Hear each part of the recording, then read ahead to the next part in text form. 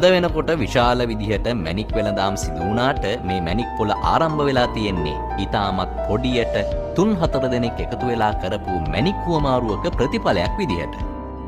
මහනුවර මැණික් පොළ ඉස්සෙල්ලාම අපි පටන් ගත්තේ මමයි තව 4 දෙනෙකුත් එක එකතු වෙලා. දැන් මම තමයි මූලිකත්වයේ අරගෙන මෙතන කරගෙන යන්නේ. මුලින්ම අපේ සමාජික සාමාන්‍යයෙන් 10ක් 15ක් විතර තමයි හිටියේ. දැන් ඉන්නවා ඒක 100ක් වෙනකන් ලංකාවේ හැම ප්‍රදේශයකින්ම එනවා මෙතන මැණික් ගල් විකුණන කට්ටිය මැණික් ගල් ගන්න විදේශිකයන්ද එනවා මෙතෙන්ද. අපි තවත් බලාපොරොත්තු වෙන්නේ විදේශිකයන් මෙතෙන්ට ගෙන්නවන්න අදහසින් තමයි මේ මැණික් පොළ කරගෙන යන්නේ. මෙතන ගොඩක් අඩු මුදලකට මැණික් ගන්න පුළුවන්.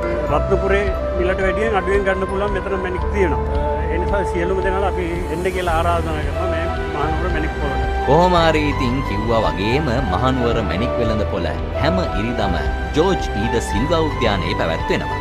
ඉතින් මැණික් ආශ්‍රිත වෙළඳාම් වල නිරත වෙන වෙළෙන්දන්ට සහ ගැනුම්කරුවන්ට පුළුවන් රත්නපුරේටම යන්නේ නැතුව මහනුවර මැණික් වෙළඳ පොළටම ගිහින් මැණික් විකුණ ගන්න වගේම මැණික් මිලදී ගන්න.